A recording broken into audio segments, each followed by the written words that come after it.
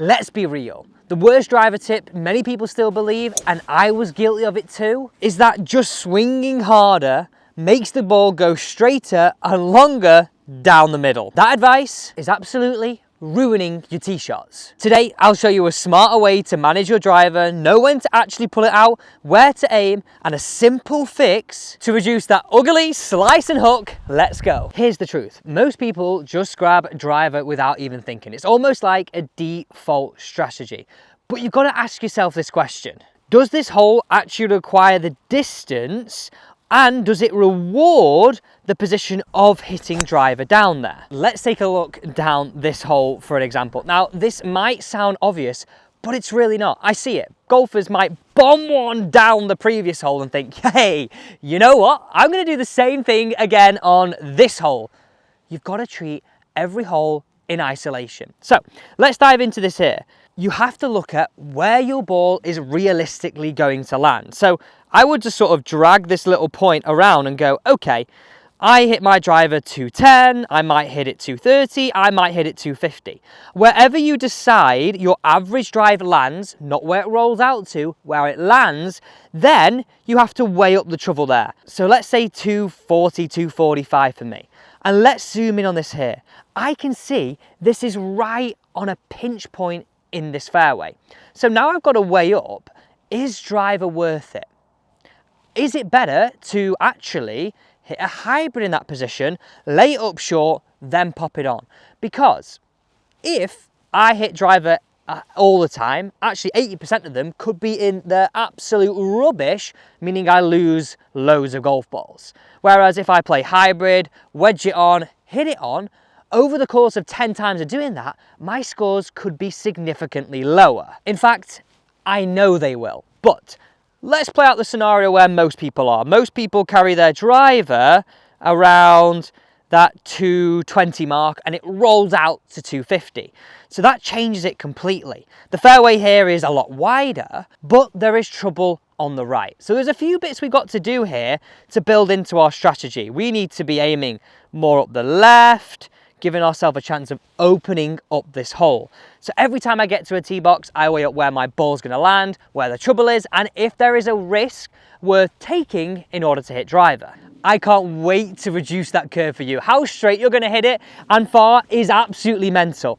Let's talk about teeing this up. Now, most of us, we have a little bit of a fade. And also we saw the trouble was on the right-hand side of this hole. Now, default tee positioning with a slight little fade and trouble on the right hand side, you have to get teeing it up over here. This has to be where we tee it. For a right-handed golfer, trouble on the right means teeing it on the right hand side. Most people default and tee it up in the middle. Also, a little hack that I have, look at this. I now point the line on my ball to the left half of that fairway to really give me a great way of aiming. Now this is super essential. Never aim your feet first, always aim your club first. So you've got the line on your golf ball. We're gonna use that to help us point down that left half of the fairway. Oh, I've got that absolutely spot on to begin with. Look where that line's pointing. Left half of that fairway, which is dissecting through somewhere here. Ha, better luck than judgment. Sometimes that might need changing and you might need to do it again, but it shouldn't take too long at all. All you're then doing is when you're putting your club down is making sure now, this is so easy. This is pointing this line exactly where you want the ball to start. Your start line, your ball to target line. Make sure this line and this line create a 90-degree angle. Then you know your face is aimed correctly. All I'm looking for you to do then is take your stance where your feet, your knees, your hips and your shoulders and your forearms are all parallel to that line.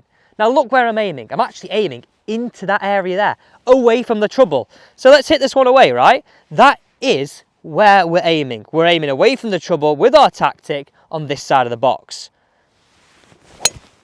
Oh, look at it just curving back round. That is just such a great strategy. Now if you see that shot right there, that definitely deserves a follow and a subscribe to this channel, because that was just taking the trouble completely out of play. Now we're not stopping there. Never aim your feet first, always the club head. That's the tactic I just used. Now, let me show you if you do it the opposite way around. So, if we still take that left half of the fairway, and I first aim my feet to that left half of the fairway. I then get my ball to target line to be parallel to that. We're now actually aiming in the middle, not the left half, which brings this trouble into it way more. Now, when you're stood over the shot, you might feel, oh great, yeah, from my perspective, I'm aiming correctly here. I can see I'm aiming my feet left half of the fairway. But remember, that's shifting your ball to target line further to the right. So you've always got to aim your target line first, then your feet run parallel. Work up from the ball, club, into the body. I love this. I just know how many shots you're going to save. This is the real light bulb moment for when you start to reduce that curve and hit it dead straight. Ball position, essential starting point. Now, when we're stood here with driver, everybody goes, put it on your front foot. Sounds familiar? Worst thing you can do. Now, let me show you. The golf swing is built on an arc. Now, you can see here we've got this section of the arc, this section of the arc, and this section of the arc. Now, if we tee the ball up right on our front foot, what direction, yes, this is exaggerated slightly, are we going to be swinging in at that point of impact? Well, the answer to that question is left, out to in. If your face is open to this, this creates that slicey spin, woo, lots and lots of curve. Equally, if we had the ball way back in our stance, what direction on our arc are we going to swing now? We're going to swing significantly more into out. Face close to this, massive hook. Terrible. So where should we have it? This is the answer to the question. Now, if my ball is in the middle of my stance and around low point, and let's say low point was in the middle of our stance, it's not, so this is not the answer, this would allow us to swing where?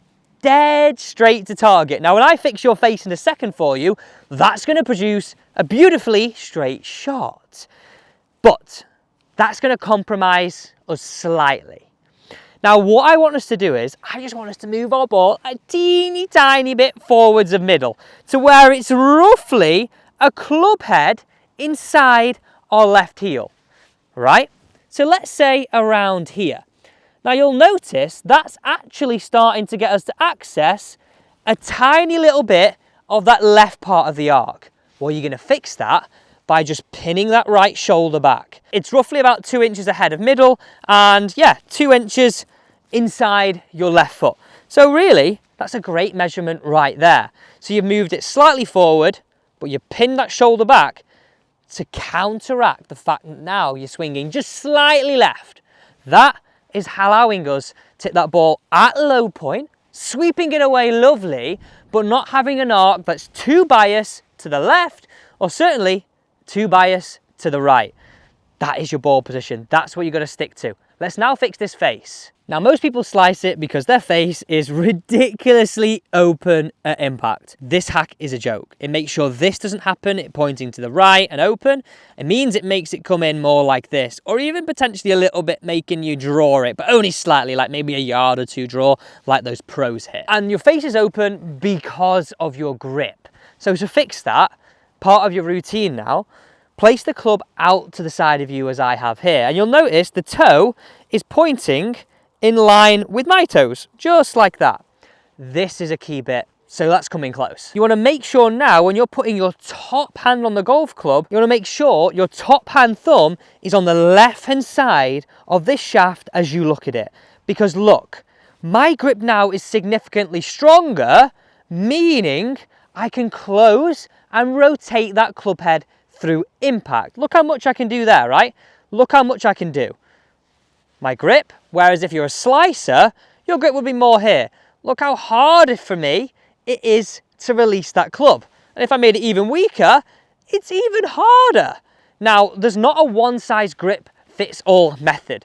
This is going to take a little bit of trial and error, but this is the starting point I want you to go of your grip is going to look something like this now, away from something like this, more like this, and if you start to curve it more draw biased, you're just going to edge it in this direction. So you're going to edge it from here over in this direction. But let's start with hitting one here. We've taken into account the trouble. We've gone to the right hand side of the tee box.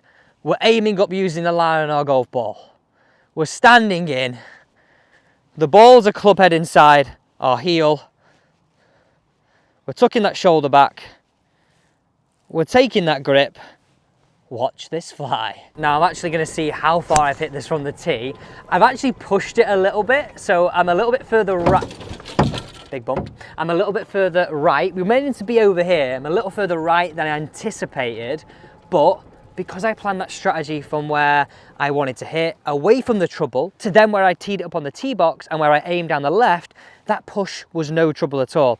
So we're trying to be about here, but we've ended up slap bang in the middle, and 267 yards with driver is not bad at all. Let's save that. And I start to build up a great image of exactly how far I'm hitting this golf ball. Oh, look at that little cool piece here. So thanks so much for watching. If you want to download the grid as well, I'll leave a link down below in the description. Thanks so much for watching.